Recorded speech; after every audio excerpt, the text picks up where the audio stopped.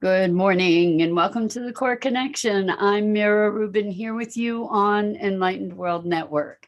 And today's topic is exhaustion. And as we are light bearers trying to carry the torch into a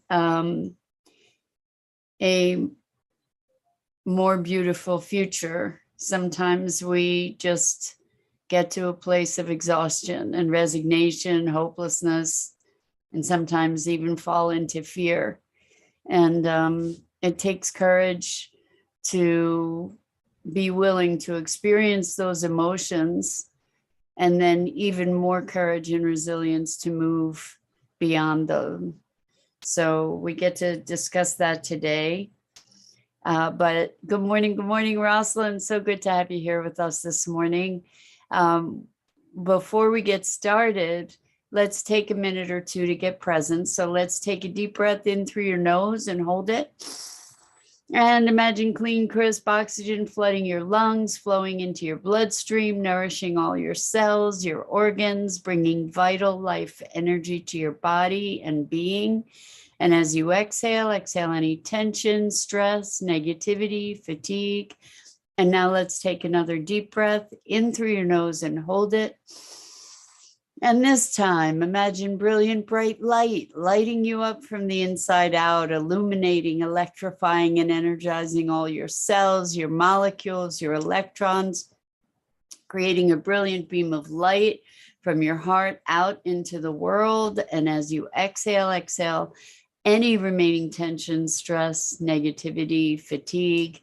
And now let's press our palms together, rub those palms together, create some friction, feel that energy, hold your palms apart, feel the buzzing and the tingling, feel that energy between your hands, and allow yourselves to use that sensation to become present right here, right now, into this remarkable physical form that enables you to experience life.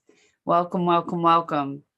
So we're talking about exhaustion. Last night on the movie night for Sustainability Now, we showed a remarkable film, which you can see on Netflix, by the way, called Youth v. Gov. And I know I've spoken about this with you before. It's about a court case, a constitutional suit lobbied by 21 youth against the United States government for knowingly creating the conditions for climate change, knowingly and deliberately. I have a book here I'm trying to find here, sorry. Here we go. There's this book called They Knew. Let's see if you can see it. With this background, it's hard. There we go. They Knew. Oops. Okay. There. I think you can see it. You can't see the author. The author is James Gustav Speth, who was one of the experts, or the expert, that produced testimony for tons and tons and tons of documents indicating that the government has been receiving reports on the impacts of fossil fuel production on climate change since the 50s, since like 1955, with dire warnings about the impact of our fossil fuel propagation. So anyway, the conversation, I really recommend you check out the film. It's very educational, it's hopeful, and it's also infuriating to know that had these warnings been heeded so long ago, we would not be in the cataclysmic state of the world that currently exists. It's really quite an education, and we get to make ourselves more aware of this, and to hold our lawmakers accountable.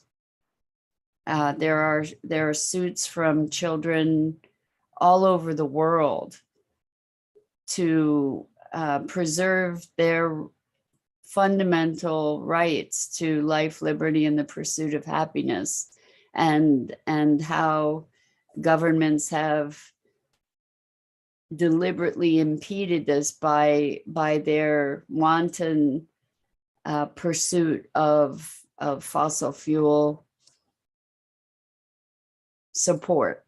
Anyway, the conversation afterwards kind of took a dark turn, where people were saying, well, one particular person was saying, well, here's somebody who has been a bastion of strength and hopefulness for the possibility of the world, and they're feeling resigned and depressed. So, if that happens, then what? Feeling scared and exhausted and hopeless. And it's an act of courage to preserve and maintain and propagate hope.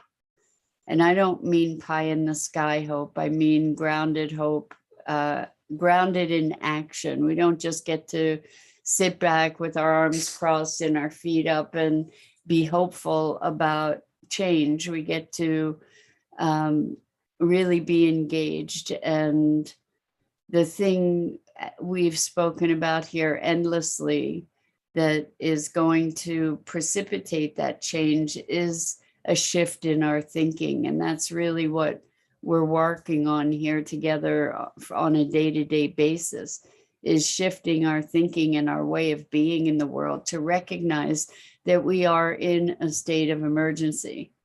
And while some people's response to emergency is panic, we also, or we instead can be looking at a reasoned approach to be able to say, hey, you know what, there are things that we can do that are really clear, that we can have legislation changed. We can have the government stop supporting the things that are killing not only us, but other life forms on the planet. So the question is, how do we, without trying to be too much of a downer here, the question is, how do we move from this space of exhaustion and resignation or despair to a place of resolve? Because that pain, the pain and grief of seeing what's present currently on the planet and what we're propagating, it does not have to be something disempowering. It can be something that strengthens our resolve, that strengthens our courage, and our willingness to move into the unknown in a way that with a strong commitment and intention that we find our way through this, that we find our way to another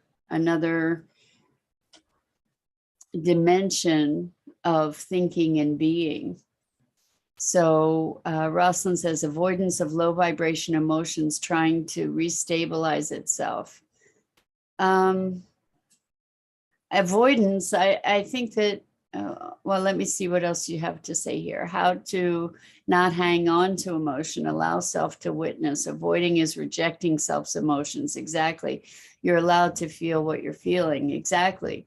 So not only are you allowed to feel what you're feeling, but it's important to feel what you're feeling.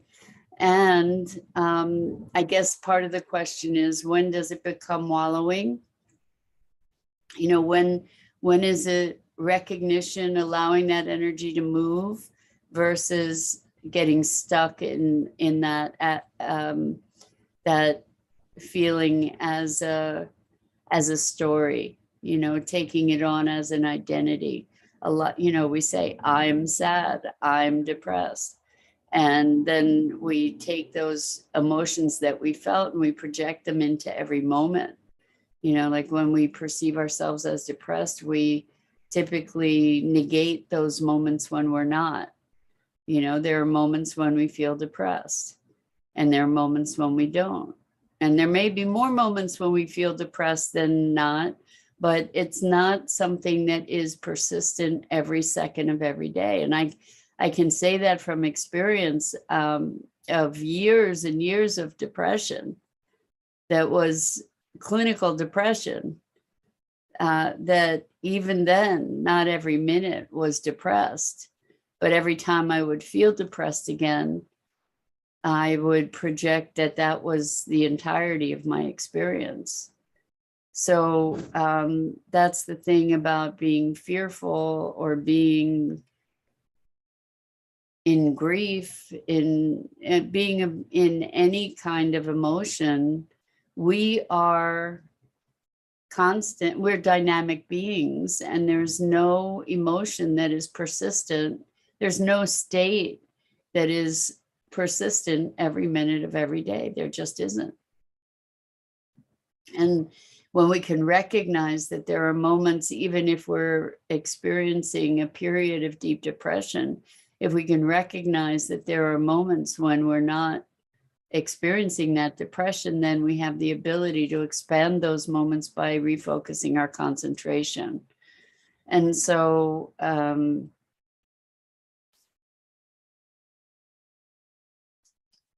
it comes back again and again and again to our ability to choose where we put our attention, because where we put our energy, where we put our attention is where we put our energy. And what do we choose to put our energy into? What do we choose to invest our energy in?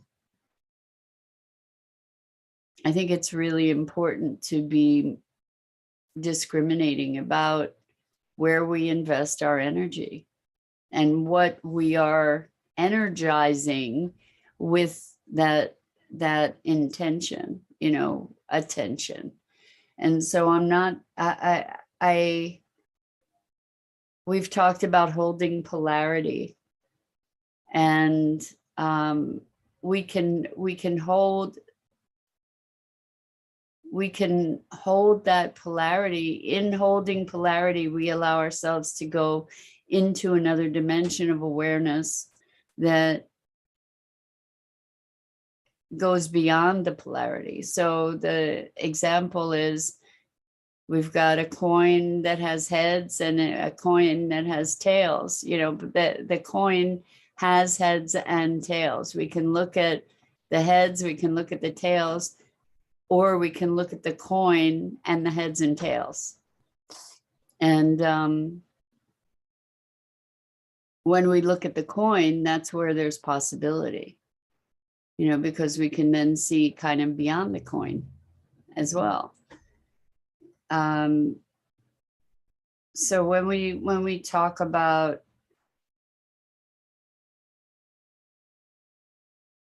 change and purpose, we talk about resilience and how change, how purpose, how a sense of purpose and commitment provides us with resilience, provides us with something greater than our individuated concerns to step into. And when we look at what's going on on the planet, the tendency is to want to fix it, you know, to identify problems. And our challenge when we go to be identifying problems is that it's generally from a very reductionist viewpoint, where we look at what's right in front of us and try to fix that without seeing that thing in the context of a greater system. And so oftentimes our solutions are band-aids at best, and sometimes worsen the circumstance that we're trying to fix, or create other problems that may be worse than the thing that we're trying to fix. So we get to stand back and be generative rather than reactive. And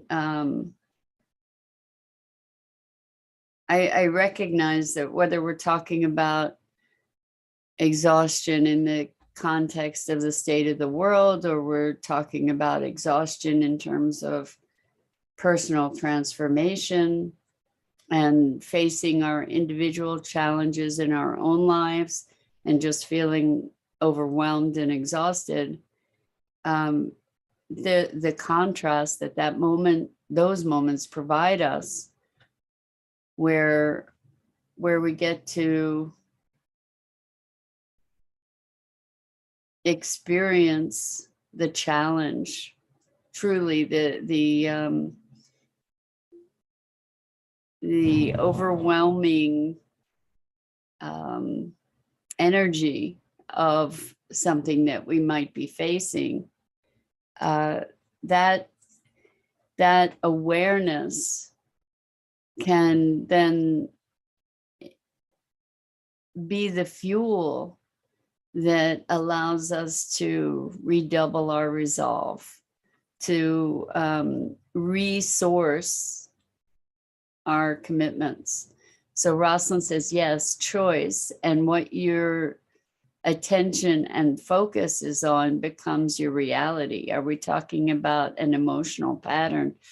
Well, I think we're talking about a complex of emotions and thoughts and beliefs, because as you're saying, what we focus on becomes our reality. So there we can through our perception, we experience all kinds of emotions, and those emotions can deeply inform and bias our perception. So for instance, when we feel depressed, we can find all kinds of validation for that in the external world. You know, we can find all kinds of justification for it. If we feel hopeful, we can find all kinds of justification for that. And the truth is, we get to hold the polarity. You know, it's all there. And it's part of one greater whole. You know, it's very interesting. I had sort of a revelation in this conversation last night, where we were talking about how dire things have become and are becoming at an increasingly rapid pace. And we've known about this as a culture and as a government for more than 50 years. Like we're talking about 1955.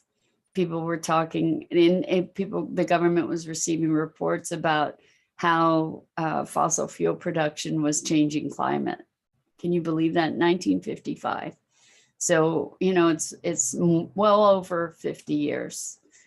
And so it may be that humanity had to get to a point of such dire crisis to be able to shift our collective awareness. And one thing I know is that change can happen like that. I believe in miracles, and I kind of define miracles as change on a very condensed timeline. So I believe that change can happen quite quickly.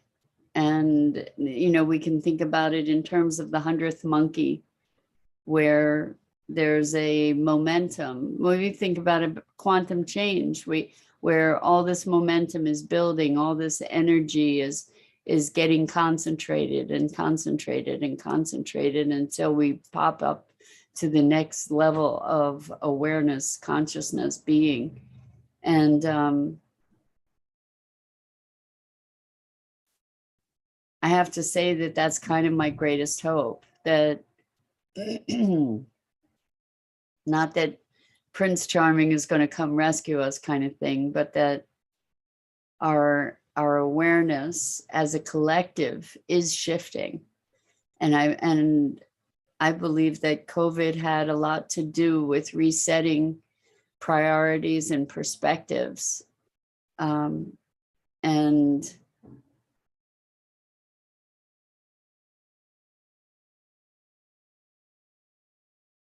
when we're able, so there's crisis after crisis after crisis, right? So there's a barrage of circumstances that can serve to exhaust us, and that can serve to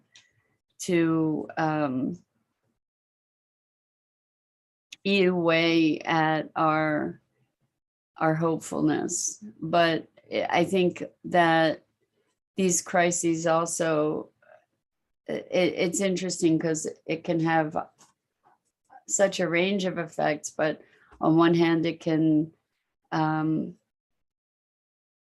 make us more resigned, or it can make us more resolved to say, okay, this is go time. This is go time. This is where it's pedal to the metal kind of thing, where we get to just do what the universe is calling us forth to do.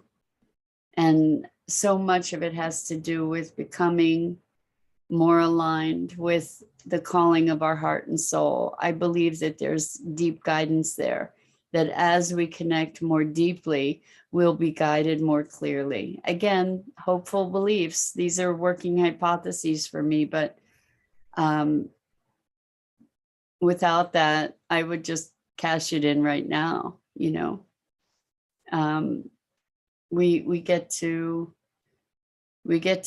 allow these the extreme nature of circumstances to galvanize us, to strengthen us, to rise to the call.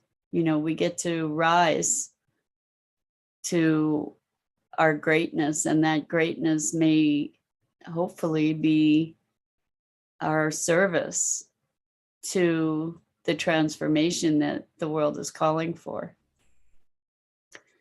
So I totally get and respect the fatigue, the exhaustion, the grief, the depression, all of those intense and painful emotions. And at the same time, that all of that can be justified. At the same time,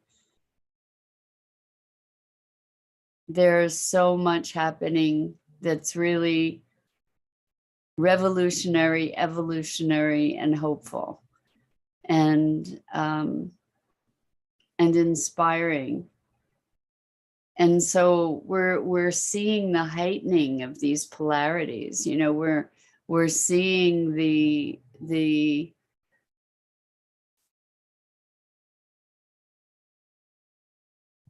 like a higher resolution image, I guess.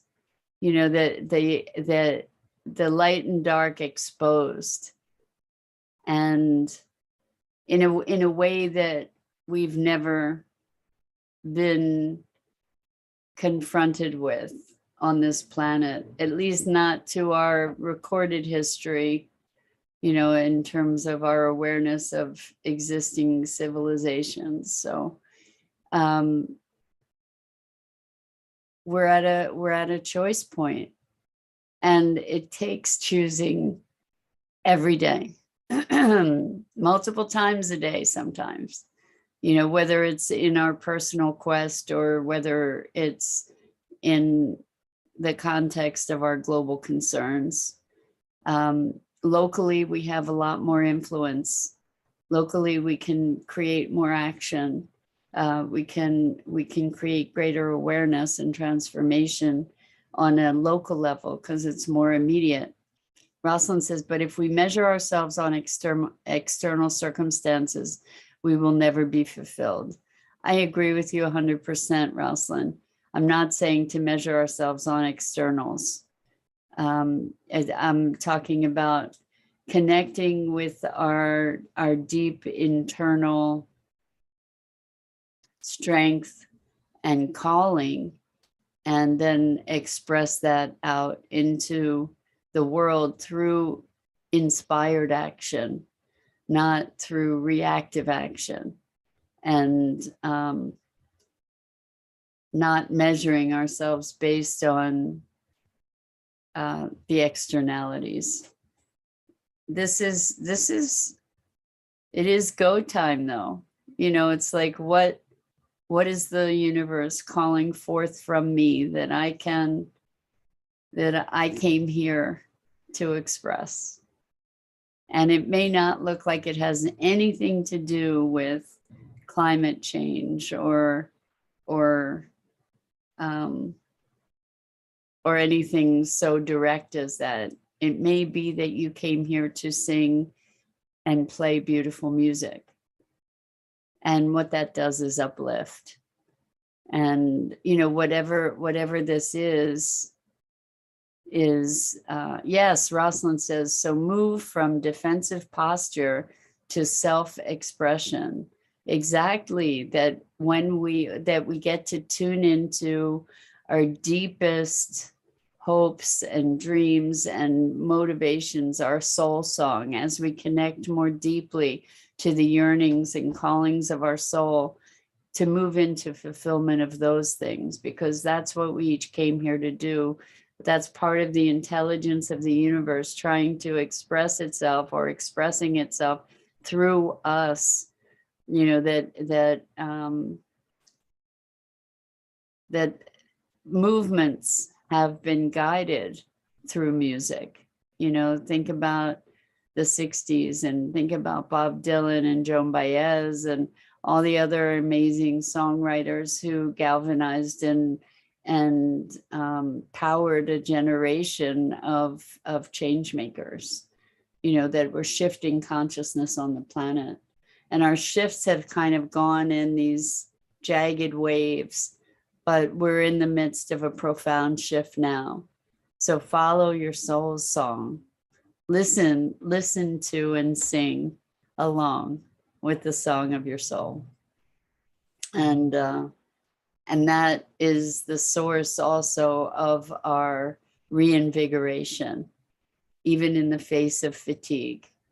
You know, that is the source of our vitality and our inspiration and our resilience. And even though we may have those moments of exhaustion, we get to move beyond them. So that's it for today and for this week. I am so grateful to you for joining us, and I have so much love and appreciation for you. I'm Mira Rubin. This is the Core Connection, and I go live here each weekday morning on the Enlightened World Network Facebook page and YouTube channel. And I invite you to check out all the other wonderful programming on Enlightened World Network, EWN One with the Earth, and Enlightened World Living. And Rosalind says, shift from repair mindset to a relationship mindset. Exactly, Rosalind, a connectedness. And then that shifts everything. Beautiful. Thank you guys. So much love to you. And I hope to see you again here